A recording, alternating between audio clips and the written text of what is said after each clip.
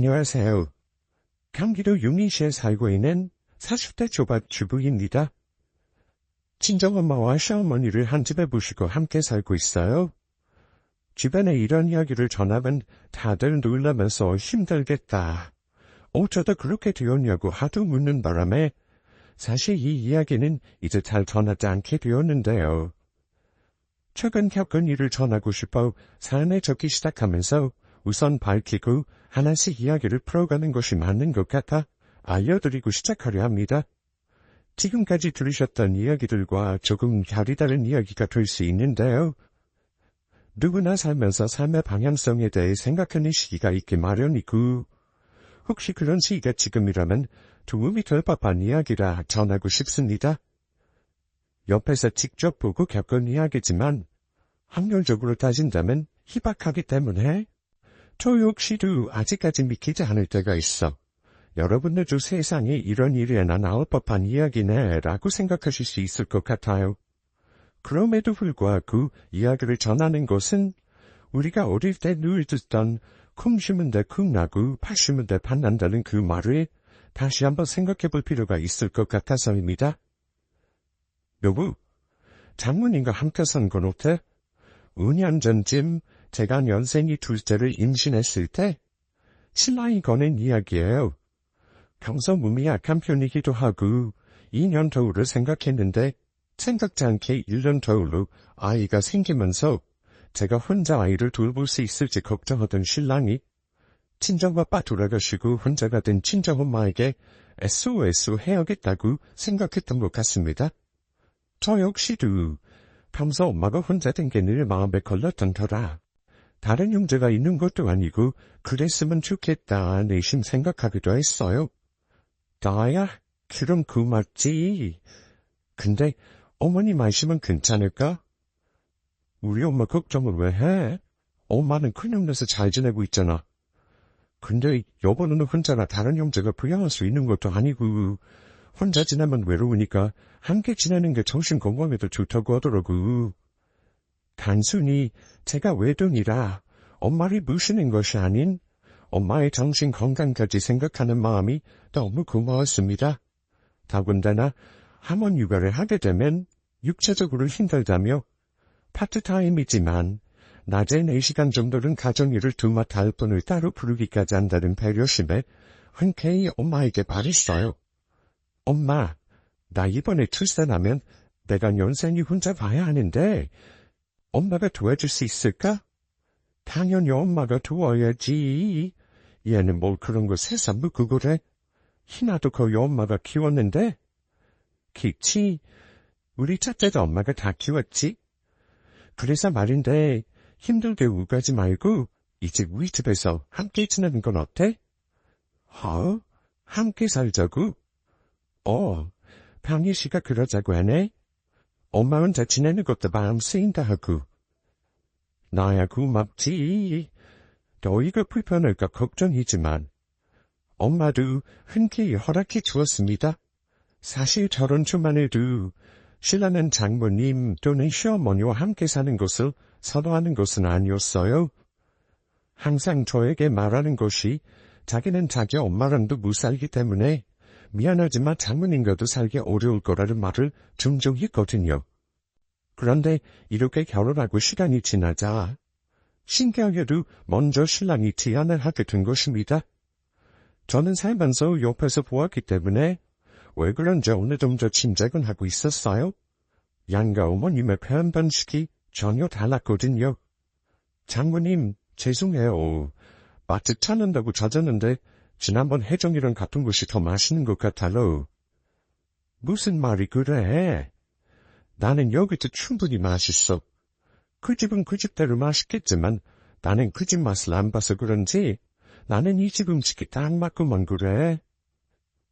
친정엄마는 항상 이런 식으로 표현을 해주셨습니다. 때로는 실수를 하기도 하고 마음먹은 것처럼 되는 것이 아니더라도 이렇게 말씀을 해주셨거든요. 언젠가는 정말 제가 먹었을 때도 맛이 없는 식당에 갔던 적이 있었습니다.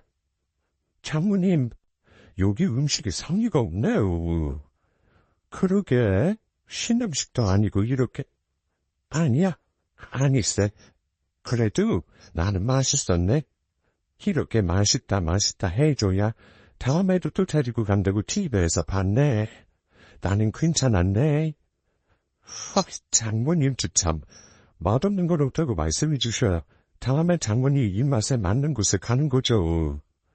장모님은 항상 제가 하는 것은 다 좋다고만 하시니 알 수가 있나요? 다 좋은 게 사실인걸. 자네 아니면 혜정이랑 나랑 희나 어려서 어디 외식이나 편히 할 수 있나. 자네가 이렇게 데려다주고 식사라고 희나 편히 봐주고 그러니까 나는 그냥 다 좋은 거지.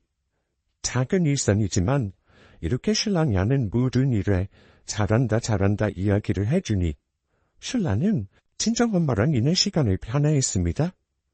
특히 저랑 싸운 날이면 제 편이 아닌 신랑 편을 둘 정도였거든요. 자네가 고생이 많네. 혜정이는 별것도 아닌 일에 예민한 거 보니 요즘 힘든가 보네. 그쵸? 장모님 해봐도 그렇죠. 그래도 장모님 와서 마음이 많이 편한지 예전처럼 예민하진 않아요. 그렇게 말해주니 고맙네. 저를 사이에 두고 사이와 장모가 오가는 말을 듣고 있자면 꼭 며느리가 된 느낌이 드는 거 있죠? 둘째를 임신하고 예민해지긴 했는데 그런 저를 이해하는 듯하면서도 마음고생하는 신랑의 편을 들어주니 신랑은 결혼 후 서서히 친정엄마에게 마음을 연 것입니다. 반면 시어머니 스타일은 전혀 달랐어요. 아주버님 댁에 어머님이 계시는데 어머님한테 맛있는 거 사드리자고 하면 꼭 이렇게 말하더라고요. 뭐 나가서 먹어. 집에서 먹으면 되지. 그래도 어머님, 맨날 집에서 아주버님 형이 맞벌이 하느라 음식 해주는 거 힘드실 텐데 한 번쯤 나가서 먹으면 좋잖아. 우리 엄마는 집에서 당신이 음식 해먹는 거 제일 좋아해. 그래도 우기서 외식을 가게 되면 주로 이런 말도 욕했습니다. 여기 음식은 너무 짜다. 반찬도 순 조림이나 볶음으로 하기 쉽고 오래 두고 쓰는 것들만 했네. 그러니까 집에서 먹자니까 뭐 비싸게 이렇게 나와서 먹자고 그래. 이런 말들을 듣다 보니 저도 결혼 5년 차에 접어들어서는 나가서 사 먹자는 소리를 안 하게 되는 것 같아요. 당연히 아주버님 집에 어머니 만나러 가는 날에는 아주버님이 물을 시키든 아니면 어머님이 음식을 하든 뒷자리를 돕는 정도로 일상이 정착되어 갔습니다. 친정엄마랑 함께 지내다 보니 아무래도 저는 편했어요. 무엇보다 심적으로 많은 의지가 되었거든요. 그런 건 신랑도 마찬가지인 듯 했어요. 모든 것을 희생하지만 표현이 부족했던 시어머니와 다르게 작은 것에도 감사하고 표현하는 친정엄마를 더 편애한다는 것이 저도 느껴질 정도였기 때문입니다. 그렇게 친정엄마랑 산 지 3년이 지날 무렵 사업을 하는 아주버님 일에 차질이 생기기 시작했어요. 병미라, 미안한데 내가 버틸 때까지 버티다 안 되면 엄마 네가 모셔가야 할 것 같다. 형, 그런 말이 어딨어. 버틸 때까지 버티다니. 힘들면 엄마 내가 모시고 갈게. 자신인데 왜 형만 둘이를 다 하려고 그래? 힘들면 내일이라도 엄마 내가 모시고 올 테니 걱정 마. 말은 내뱉어 놓고 저에게 말하면서 미안해하더라고요. 하정아, 형 힘들다고 엄마 모시기 힘들다길래 내가 모실 수 있다고 했어. 미안해. 너한테도 상의하고 네 결정도 물었어야 하는데 너도 알다시피 우리가 장모님 모시고 살면서 엄마는 못 모신다고 하는 게 말이 안 되기도 하고 형이 힘들어하는 것이 눈에 보이니까 나도 모르게도 뭐 상의한다는 말보다 엄마 모시겠다는 말이 먼저 나왔어. 사실 화를 내고 싶고 어처구니가 없었습니다. 상의를 하는 것이 먼저라고 생각했거든요. 뭐야, 알면서 선수 친 건가? 싶기도 했지만 평소 어머니께 하는 것들을 보면 그런 것이 아니라는 것 정도는 저도 알 수 있었어요. 다만 정말 형이 힘들어하고 장모님이랑 함께 살면서 어머니는 모실 수 없다고 할 수도 없는 빼도 박도 못하는 사원이 되었다는 것은 저도 알 수 있었습니다. 이왕 이렇게 된 거 어머니께 말하고 어머니 모셔오자. 자기 말대로 기다리는 것도 웃기고 더 힘들어지기 전에 모셔오는 게 맞지. 그렇게 말해줘서 고마워. 장모님께도 말씀드려야겠다. 무엇보다 장모님이 불편하지 않을까 걱정이네. 저도 사실 한 집에 양가 어머님을 모시고 산다는 것이 쉬운 일이 아니라는 것쯤은 짐작할 수 있었습니다. 서로 성향이 달랐기 때문이에요. 그래도 옛날 어르신들답게 서로 싫은 소리 안 하시고 배려하시는 것, 자식들 생각하는 마음이 우선이라는 것을 너무나 잘 알고 있었기에 지낼 수 있다고 생각했습니다. 엄마, 아주버님 사업이 힘들어지셔서 당분간 어머님 우리 집에 모셔야 할 것 같아. 너네 생각이 너무 예쁘다. 잘 결정했다. 장모님 불편할 수 있겠지만 잘 부탁드려요. 다 같이 맞춰 사는 거지 불편한 게 뭐 있어. 사돈 어른도 큰아들 집에서 살아봤으면 막내 아들 집에서도 살아보는 거지. 장모님이 그렇게 말씀해 주시니 제 마음이 편하네요. 감사해요. 자네가 착하고 복 있어서 양가 엄마 사랑 듬뿍 받고 사는 거야. 나한테 감사할 것 없네. 장모님도 참, 허웬. 감사히도 친정엄마는 편하게 어머님을 맞아주셨어요. 함께 산다는 것은 서로 양보하고 맞춰 사는 거지. 누군가가 편하고 누군가는 불편한 일반적인 관들은 없다고 말이에요. 그렇게 어머님이 저희 집을 오셨답니다. 사돈 어른, 어서 오세요. 신세 좀 질게요. 앞으로 잘 부탁드려요. 신세는요. 저도 사이한테 신세 지고 있는걸요. 따로따로 지내면 자식들 키워도 정 없다는데 함께 사니까 매일 얼굴 보고 정들고 너무 좋아요. 우리 앞으로 잘 지내요. 그렇게 친정엄마와 시어머니의 동거가 시작되었어요. 생각보다 이사가 순조롭게 지나갔습니다. 친정엄마 나이가 좀 더 많으셨거든요. 사돈지간이라 동급의 느낌이지만 미묘하게 차이나는 나이로 인해 서로에게 예의를 차리는 것이 더 편하게 느껴지는 것 같았어요. 혜정아, 우리 이사 갈까? 이사? 아무래도 아파트에서 사는 것보다 단독주택에서 이사 가는 게 편할 것 같아서 건물 안에서 매일 좋게 지내는 것보다 마당에 있으면 우리 애들 뛰어놀기도 편하고 어머님이나 장모님도 가볍게 산책하기도 쉬울 거 아니야. 아이들이 어느 정도 성장하면 이사를 가자고 평소 이야기를 해왔단 터라 급작스런 이사 제안에 조금 놀라운 것도 사실이었습니다. 하지만 신랑의 말은 어차피 큰 집으로 갈 거였는데 양가 어머님이 함께 살게 되었으니까 큰 아파트가 아닌 단독주택으로 이사 가자는 소리였어요. 생각해보면 괜찮은 생각 같아.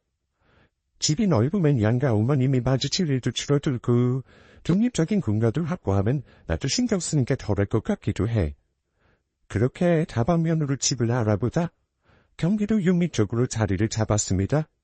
신랑이 다니는 회사란 토일이 1시간 안쪽으로 들어오는 곳이어야 했고 양가 어머님 나이가 있어서 병원이나 각종 편의시설이 가까운 곳이어야 했거든요. 한 달 정도 집을 알아보다 전원주택 형식으로 단지를 이루고 있는 곳이다. 관리도 잘 되고 있고 새로 지어서 들어가는 집도 아니고 마을을 형성하고 있어 예뻐 보인다는 점, 방이 넉넉하다는 점들을 다방면에 고려하여 이사를 하게 되었습니다. 엄마, 슬픈가? 왜 도시락을 싸서 나가? 그냥 동대안 밖에 돌고 오려는데 나가서 출출하면 먹고 오려고. 언제부터인가 엄마가 점심에 식사를 하고 난 이후 1시간쯤 지나면 도시락을 싸서 외출하는 일이 잦아졌습니다. 산책을 한다고 해서 별다른 생각을 가지지 않다가 장을 보고 집으로 돌아오던 어느 날 엄마가 웬 노숙자에게 도시락을 주는 모습을 보곤 차를 세우고 엄마에게 다가갔어요. 엄마. 혜정이구나. 어디 나갔다 오는 길이니? 장 보고 오는 길인데 엄마 여기서 뭐해? 아무 일도 아니야. 식사 맛있게 하세요. 저에게 아무 일 아니라고 말하면서 노숙자에게 맛있게 먹으라고 말하며 발빠르게 제 차에 올라타셨습니다. 엄마 뭐야? 그동안 도시락 싸간 거 다 저 노숙자 주려고 한 거야? 젊은 사람 같은데 저렇게 다니는 행색이 안 돼 보였어. 두 숙자는 사입의 의지를 잊고 그렇게 살겠다고 하는 사람이들 불것도 한스럽대. 피부나 그런 거 보면 노숙으로 살 사람은 아닌 것 같아. 저마다 다 이유가 있겠지만 젊으시던 네 아빠 생각도 나고 그래서 지나칠 수가 없네.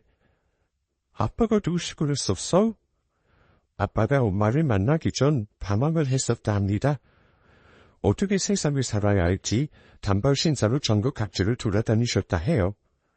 엄마의 지금 말로는 아빠는 말끔히 씻고 다니고 신경도 썼다 하지만 외모적으로는 어디 팥죽 한 그릇도 못 얻어먹을 것 같은 행색이 안쓰러워 음식을 챙겨주기 시작했고 그게 연이 되어 결혼을 하고 힘들게 하나하나 정착을 하고 사셨다고 말해주었습니다.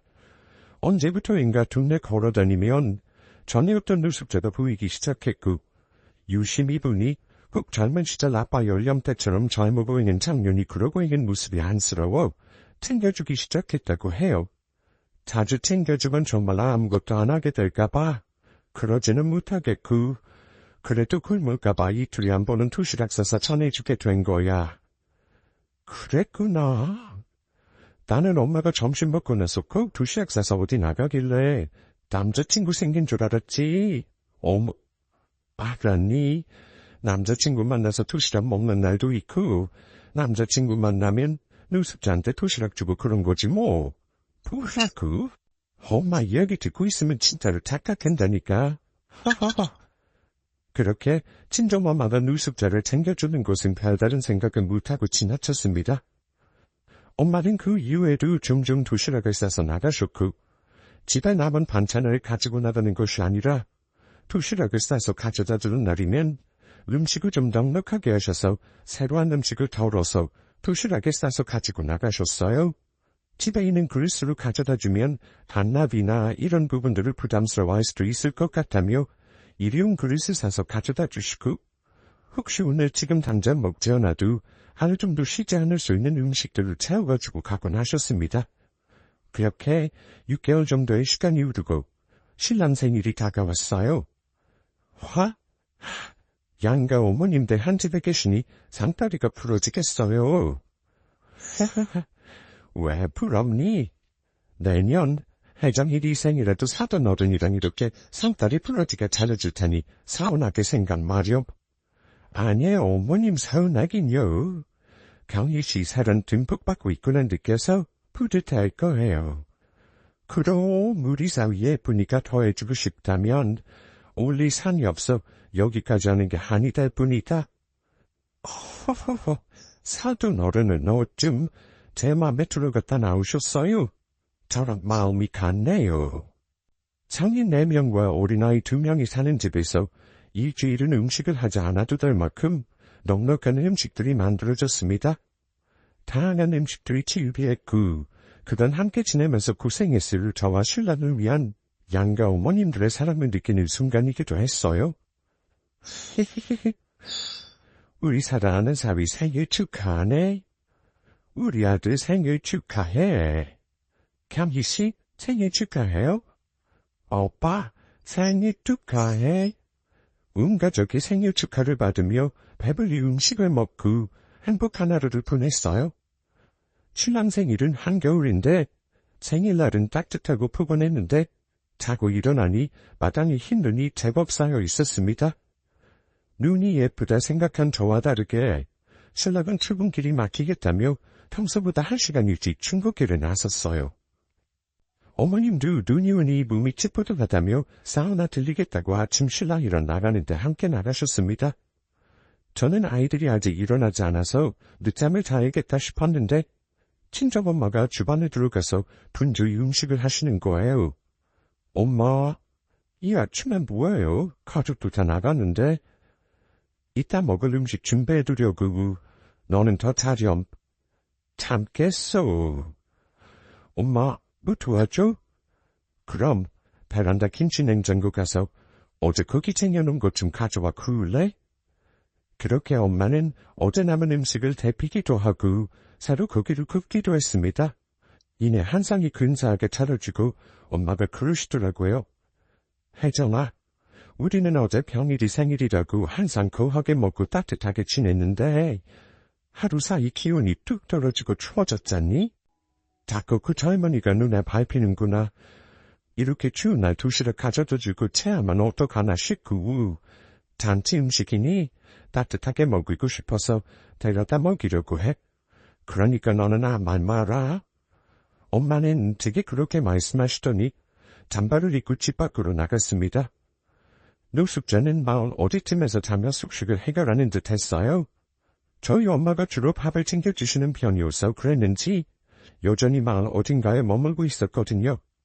엄마는 금세 노숙자를 데리고 집으로 돌아오셨습니다. 어제가 우리 사위 생일이었어요. 잔치 음식은 나누어 먹는 거라고 생일을 초대는 못했지만 아침에 새로 데피고 구운 음식이에요. 따뜻하게 먹었으면 해서 불렀어요. 감사합니다. 가족들 모두 나가고 나랑 우리 딸만 있으니 마음 편하게 먹고 가요. 불편하지 않게 나랑 다른 거실에 있을게요. 그렇게 엄마랑 거실로 자리를 비켰습니다. 그 젊은이가 집에 온 지 10분이 지났을까? 현관문이 열리면서 시어머니가 들어오셨어요. 저는 너무 놀랐어요. 어머님, 그래, 뭘 놀라고 그러니? 아침에 목욕하는데 날씨가 쌀쌀하다 내 맘 같았는지 웬일로 그 새벽에 목욕탕 사람들이 많이 들어오자니? 나는 조용하고 느긋하게 몇 시간 있다 오려고 했는데 더욱 내 옆에 애들이 시끄럽게 쓰다더는 바람에 씻고 말았다. 목욕 끝나고 물도 제대로 앉아 못 마셨더니 목이 다 마르네. 그렇게 말씀하시면서 말릴 틈도 없이 주방으로 빠르게 들어가셨어요. 그러더니 큰 소리가 났습니다. 당신 동네에서 오슬렁거리던 거름뱅이 아니야? 아니 왜 아침부터 지속게 남의 집 주방에서 밥을 먹고 있어? 놀라서 친정엄마가 주방으로 들어오시면서 말씀하셨어요. 사돈어른, 날이 추운데 한 끼라도 제대로 먹이고 싶어서 어제 음식이 많이 남기도 해서 내가 데려왔어요. 너무 놀라지 말고 이리 나와요. 아니 사돈어른, 왜 상의도 없이 거름뱅이를 집에 두리고 그래요? 아직 우리 손주들 있는데 뭘 보고 배우겠어요? 여기서 이럴 게 아니라 거실에 나와서 나랑 이야기해요. 아니에요. 사돈하고 할 이야기 없어요. 당장 나가지 못해? 이렇게 말로 가는데 눈치가 있으면 먹던 숟가락 넣고 나가야 할 것 아니야? 이렇게 말씀하시면서 밥그릇을 확 던지셨어요. 놀란 건 저와 친정엄마는 말할 것도 없고 노숙자도 짐짓 놀라는 것 같았습니다. 그러더니 자리에서 일어나서 시어머니를 잠시 물끄러미 쳐다봤어요. 왜? 왜 사람은 그렇게 쳐다보고 그래? 너 무슨 해코지 할라 그러지? 우리 집에 마당에 다 CCTV 있어. 너 무슨 일만 하면 내가 다 신고할 거야. 끙 듣고지 마. 시어머니가 쳐다보는 젊은이에 놀랐는지 울음장을 놓았습니다. 그런데 의외로 담담하게 젊은이는 친정엄마에게 90도 인사를 하더라고요. 어르신, 잘 먹었습니다. 미안해요. 따뜻하게 밥 한 끼 먹어주다가. 사돈어른, 말 이상하게 하시네요. 미안하긴 뭐가 미안해요. 우리 아들이 힘들게 번 돈을 이렇게 퍼내려면 어떻게 해요? 가뜩이나 엄마의 장모에 무시고 사느라 등골 휘는 아를. 경수, 내 자신 내 식구에 태가 강했던 어머님다웠습니다. 뭐 어떻게 보면 완전히 틀린 말도 아니었죠. 다만 표현 단식에 아쉬움이 있었다거나 할까? 친정엄마는 더 이상 아무 말씀도 안 하셨어요. 사실 시어머니는 용돈을 받고 사시지만 친정엄마는 돌아가신 아빠의 연금도 있어서 모두 신랑이 버는 돈으로 생활하고 있는 것은 아니었습니다. 하지만 이런 세세한 말을 하실 친정엄마의 성격도 아니었고 자식 생각하는 부모 마음에 모르는 것도 아니라 오히려 미안하다 사과하실 정도였으니까요. 사돈은 내가 생각이 짧았어요. 혼자 사는 집도 아니고 다 함께 사는 집인데 다음부턴 조심할게요. 큰 소리 난 거는 저도 죄송해요. 하지만 애들 힘들게 벌고 있는데 저는 타인에게 베푸는 거 다 필요 없다 생각해요. 내가 넉넉하고 잘 살아야지. 저희 큰애도 사업이 안 되는 거 보니까 있을 때 아끼고 잘 살아야 하더라고요. 이해해줘서 고마워요. 그간 별탈 없이 지낸다 생각했는데 이번 일로 살아온 환경, 삶의 방식이 다르다는 것으로 인해 부딪힐 수 있다고 생각하니 조금 신경이 날카로워지기도 했습니다. 사실 누가 잘못했다 말하기는 애매한 부분이 있다고 생각하거든요. 그리고 시어머니가 생각하시는 것처럼 베풀지 못하는 수준은 아니라고 생각하지만 젊은 시절 아빠가 생각나 동정심이든 두고 싶은 친정엄마의 마음을 헤아리지 못하는 것도 아니지만 이른 아침 집안에 들여서 먹이는 것은 저도 좀 우보한 것은 아닐까 생각이 들기도 했습니다. 신랑 역시 두 분 성향을 잘 알게 어느 편도 들지 않았습니다. 다이 양가 어머님 마음 안 상하게 마무리되었다는 것에 안도하는 눈치였어요. 저 역시도 불편하고 긴장했지만 다시 일상으로 돌아왔어요. 그 이후 동네에서 그 젊은이가 사라졌거든요. 그나에 괜히 집으로 불러들였나 봐. 동네에서 찾아놓고 따뜻하게 바로 도시락 가지고 가서 둬줄 테니 지금 먹으라고 할 걸 그랬어. 엄마, 다 지난 일인데 뭐 그렇게 마음에 써. 갈 곳도 없는 사람, 내가 그 사단을 만들어 동네 떠나게 만든 것 같아 영 마음이 쓰이네. 엄마, 아빠가 엄마 만나 정신 차린 것처럼 그 사람도 정신 차렸나 보지. 좋게 생각하자. 난 어디 가서 나쁜 일이나 안 다녔으면 좋겠다. 시간이 지나도 종종 엄마는 그 젊은이 생각을 하는 것 같았습니다. 평소 정도 많고 베푸는 것 좋아하는 엄마 성격에 젊은 시절 아빠 생각을 나게 만드는 사람이니 우죽할까 싶기도 했어요. 그렇게 1년이 지났을까? 외출했다 들어오는데 외제차가 집 앞에 서면서 처음 보는 젊은 사람이 친정엄마를 찾았어요. 안녕하세요. 혹시 어르신 좀 뵐 수 있을까요? 네. 엄마 집에 계신데 누구세요? 그건 어르신 뵙고 말씀드리는 곳이 많은 것 같습니다. 실례지만 안으로 함께 들어가도 될까요? 처음 보는데 낯설지 않은 목소리, 그리고 예의 바른 모습에 저도 모르게 함께 집으로 들어가자 했습니다. 장본 거 많아. 침을 들어줄 생각으로 현관문을 열며 저를 반기는 친정엄마, 그리고 그런 엄마를 보고 갑자기 큰 절을 올리는 젊은이, 저와 친정엄마는 당황했습니다. 어르신, 그간 안녕하셨습니까? 누구세요? 저 못 알아보시겠어요? 찬찬히 얼굴을 훑어보던 저랑 친정엄마는 놀란 입을 다물기 어려웠습니다. 1년 전 식사를 하다 쫓겨난 그 젊은이였기 때문이에요. 놀란 저와 다르게 엄마는 어깨를 두드리며 울음을 보이셨어요. 다행히 죽지 않고 살아있었어. 나는 너무 추운 날 그런 일이 벌어져서 어디 가서 마음 다치지 않았나? 혹시나 나쁜 생각한 건 아닌지 얼마나 마음 졸였는지 몰라. 어르신 일어나면 그러실 것 같아서 다시 찾아뵙는 게 맞는 것 같아서 이렇게 다시 왔어요. 고맙네. 고마워. 항상 신경 쓰이고 마음에 걸렸는데 이렇게 멀쩡하게 자기 인생 사는 거 보니 이제 마음 편히 잘 수 있겠어. 그리고 왜 노숙자가 되었는지 이야기를 전하는데 그 이야기는 공감이 되면서도 안타깝다는 생각이 들기도 했습니다. 젊은이의 어머님은 반대하는 결혼을 하셨다고 해요. 그 시절 흔하게 있을 수 있는 일로 부잣집 도련님과 집안일을 돕는 가정과의 사랑으로 태어난 아이가 젊은이였던 것이죠. 친할아버지는 노발대발하시면서 둘 다 내쫓으셨다고 합니다.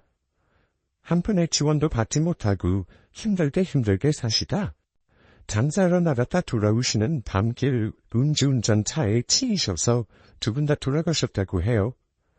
그때가 고등학교 때였는데 그때 처음 친가의 존재를 알았고 고모가 그때부터 살뜰히 챙겨주는 덕에 무사히 고등학교를 졸업하고 대학에도 진학할 수 있었답니다. 물론 여전히 친할아버지는 뵐 수 없었지만 아빠 형제들이 간간히 도움을 주셔서 부모님을 잃은 슬픔은 견디기 힘들었지만 버틸 수 있었다고 해요. 그렇게 시간이 지나고 친할아버지의 불고 소식을 듣고 크게 와닿는 슬픔이 없었다고 합니다. 어르신이 들으면 정없다 하실 수 있지만 저는 할아버지 얼굴 처음 본 것이 고등학교 때이고 지금도 그때 부모님을 내치지 않았다면 우리 부모님은 살아계시지 않을까 생각하기도 해요. 그래서 돌아가셨다는 말을 들었지만 슬프거나 안타깝다 그런 생각을 하지 못했어요. 그렇게 3일장을 끝내고 집으로 돌아왔는데 고모가 2장 하나만 달라고 하더랍니다. 서류 정리할 것들이 있는데 2장만 있으면 된다는 말에 아무 생각 없이 줬는데 그게 할아버지 유산을 포기하겠다는 데 사용되었다고 해요. 할아버지는 교통사고로 자식을 잃었다는 슬픔, 그럼에도 반드시 큰 손주를 생각하며 유산의 대부분을 이 젊은이에게 남겼다고 합니다. 그중 하나는 그동안 다른 자식들을 함께 지내며 받은 돈들까지 생각하면 남은 재산은 젊은이 아버지의 몫, 그리고 부모를 잃은 젊은이의 몫이라 생각하신 것이죠. 어르신, 제가 순진했더라고요. 저는 고모가 저를 챙기는 것, 아빠 형제들이 저를 신경 쓰는 것들이 그동안 느끼지 못했던 가족의 정이라 생각했는데 그게 아니었습니다. 할아버지가 유산을 제게 남길 거라는 것을 이미 알고 있었던 고모와 큰아빠, 작은아빠가 저에게 미리 작업을 한 것이에요. 저는 그것도 모르고 2장을 넘기고 유산을 포기하게 된 것이죠. 그렇게 부모님을 잃은 슬픔을 고모와 큰아빠, 작은아빠를 통해 잊을 수 있었는데 그 모든 것이 거짓말이었다는 사실을 알게 되면서 한순간에 무너졌다고 합니다. 세상에 살 가치가 있을까 싶은 생각이 들었지만 차마 죽을 용기가 나지 않았고 정처없이 떠돌다 우리 동네에 머물게 되었는데 며칠에 한 번씩 밥을 챙겨주는 친정엄마가 고마우면서도 한편으로는 저러다 말겠지라는 생각도 했다고 해요. 그런데 어르신은 달랐습니다. 저는 보잘것없고 남들이 피하는 노숙자인데 따뜻하게 맞아주시고 먹을 것도 챙겨주시고 안부도 물어봐 주셨어요. 이러다 말겠지라고 생각했던 젊은이도 친정엄마가 챙겨주는 나날이 늘어가자 어느 순간부터는 기다려줬다고 했습니다. 슬사은 나이가 없어도 된다고 말하는 것 같았는데 어르신은 아직 머물러도 좋다고 제게 말하는 것 같았거든요. 그렇게 지내다가 다시 삶을 살아야겠다고 마음을 먹을 때쯤 친정엄마가 집으로 와서 식사 함께 하라고 불렀다 했습니다. 밥을 다 먹고 나면 그동안 감사했다는 말과 잘 되면 다시 꼭 찾아뵙겠다는 말을 전하고 싶었는데 그때 그런 일이 벌어졌다고 말했어요. 그 이후에는 정신을 차리고 변호사를 만나 유산 포기에 대한 소송 준비를 했다고 합니다. 제대로 알려주지 않고 진행했기 때문에 의도가 불순하고 의사가 제대로 전달 안 되었다는 점들, 그리고 유산 받을 것을 알고 미리 작업을 친 것들을 토대로 고모와 큰아빠, 작은아빠 대상으로 소송을 걸었고 결과 승소해서 할아버지 재산을 물려받았다고 해요. 그렇게 말을 하며 웬 상자를 친정엄마에게 내밀었습니다. 어르신, 이건 꼭 받아주세요.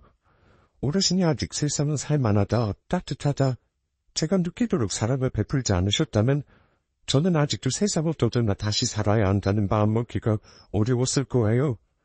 어르신 덕분에 할아버지 유산을 찾을 수 있었어요. 이 중 일부는 당연히 어르신이 그동안 저를 보살펴준 보답이라 생각하고 있습니다. 꼭 받아주세요. 다만 나는 친정엄마. 어떻게 대답을 해야 할지 망설이는 것 같았습니다. 제가 옆에서 듣는데도 심장이 벌렁대면서 이런 일이 있을 수 있다고? 믿기 어려웠으니까요. 그때 외출을 하셨던 어머님이 들어오시곤 놀라는 눈치셨습니다. 안녕하세요. 처음 보는 손님이네요. 어르신, 안녕하셨어요. 저 처음 보는 것은 아니실 텐데요. 어머, 무슨 소리예요. 우리 처음 보는데. 저 기억 안 나세요? 한참을 쳐다보는 시어머니는 소스라치게 놀랐습니다. 그때, 그런 뱅크 어떻게 다시 우리 집에? 어르신, 말씀 삼가해주세요. 거름뱅이란요. 저 이제 어엿한 사업가입니다. 그동안인 사장을 짤막하게 들은 시어머니는 당황하셨습니다. 내 자식 같아서 그런 거네. 젊은 양반이 뭐라도 하면 목구멍이 포도청이라고 입에 풀칠을 나고 살 텐데 그렇게 둥난사 찬밥이나 얻어먹고 사는 게 안쓰러워서 내 나름대로 표현을 한 거네. 이제 그렇게 말씀하셔도 그동안 저에게 했던 거 다 기억합니다. 차내는다고 뭘 어쨌다 그러나. 동네 옥에서 저를 보게 되면 꼭 저 들으라고 동네 집값 떨어진다고 한 소리 하신 거. 어르신이 도시락 전해주셔서 먹고 있는 곳을 볼 때면 밥 챙겨주는 사람이 있으니 동네를 안 떠난다며 엄청 뭐라고 하셨지 않습니까? 저는 길 가면서 별다르게 신경 쓰지 않고 지나쳤는데 시어머니는 아니었던 모양입니다. 민망하셨는지 식탁에 올려진 상자를 보셨어요. 이게 왜 상자대? 감사해서 목걸이 같은 거라도 사왔나 보지? 말로 해도 안 통하자 세민하셨는지 친정엄마가 받은 상자를 열어보았습니다. 그곳에는 5만원 현금이 빼곡히 들어있었어요.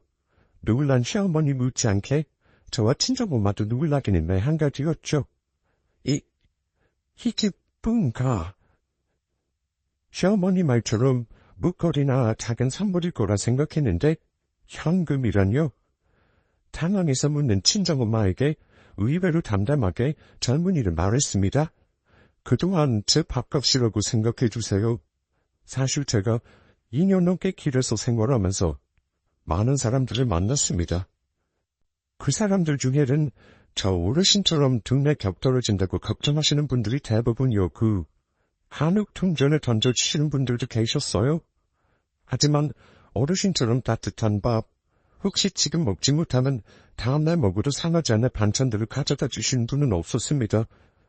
그 마음에 대한 그 마음을 표현하고 싶었어요. 다소 건방져 보일 수도 있지만 그동안 음식의 재료값이라 생각하고 꼭 받아주셨으면 좋겠습니다. 젊은이는 간곡하면서도 완강하게 말을 이어갔어요. 그 말을 듣고 있던 시어머니의 표정은 글로 전하기 어려울 정도로 흔한 것이 눈에 보였습니다. 아니, 이렇게 유산이 많았으면서 동네 사람들 시험하는 것도 아니고 이게 뭔가 대체? 빨리 나가게. 저는 오늘 어르신 손님으로 온 것이 아닙니다. 다른 사람의 손님을 이렇게 무리하게 내쫓으시는 거 요전하시네요. 뭐라고? 내 말을 말아야지. 시어머니는 금세 얼굴이 빨개져서 2층 어머니 방으로 올라가셨습니다. 그 이후 그 젊은이는 종종 찾아뵙겠다는 이사를 하고 돌아가고 시어머니가 걱정돼서 올라가니 머리가 찌끈거리신다며 머리에 스카프를 맨 채 누워 계셨어요. 친정엄마가 잘된 모습을 보며 배 아파하는 그 모습을 보니 어찌나 웃음이 나는지 어머니 쉬세요 한마디 하고 문을 닫고 나왔답니다. 이 일을 겪은 지 며칠 되었는데 아직도 실감이 안 나는 거 있죠? 친정엄마도 이 돈을 받긴 받았는데 정말 받아도 되는 곳이 많은지 의아해하고 계시는 중이고요. 저는 자랄 때 평소 친정엄마한테 베풀고 살라는 말을 참 많이 들었습니다. 지금 나한테 돌아오지 않아도 내 자식에게 돌아온다고 굳게 믿고 사시는 분이거든요. 아마 저희 친정엄마 말고도 주변에 그런 부모님들 두신 저와 비슷한 연령대가 많을 거라 생각합니다. 하지만 저는 사실 손해보는 삶이라 생각했어요. 실질적인 삶을 돌아보자면 시어머니의 실이익을 챙기는 삶이 더 가깝다고 느끼기도 했으니까요. 하지만 이렇게 눈앞에서 펼쳐진 걸 보고도 믿기 어려운 상황들을 보며 생각이 많아지고 있습니다. 정말 궁심은 데 궁나고 바심은 데 반다는구나 하고 말이에요. 계산적으로 살았던 서울깍쟁이의 삶을 정리하고 이제는 마음 가는 대로 친정엄마처럼 베풀고 사는 것도 괜찮겠지 생각하는 요즘입니다. 여러분들 생각은 어떠세요? 제 이야기를 전해들으니 생각이 많아지시죠? 세상을 살면서 정해진 답은 없고 저희 엄마가 겪었던 일들이 누구나 경험할 정도로 흔한 일은 아니라 단어를 내어드릴 수는 없지만 한번 제 삶을 돌아보며 인생의 방향성을 다시 생각해볼 계기가 되었으면 하는 바람으로 소식 전해봤습니다. 오늘 전해드린 제 이야기가 흔히 듣던 시댁 이야기, 남편 이야기가 아닌 조금은 다른 이야기라 생각하는데요. 그래서 새롭고 재미있게 다가갔으면 좋겠다는 말을 덧붙이며 이만 마무리할게요. 긴 이야기 끝까지 들어주셔서 감사합니다. 늘 행복하세요.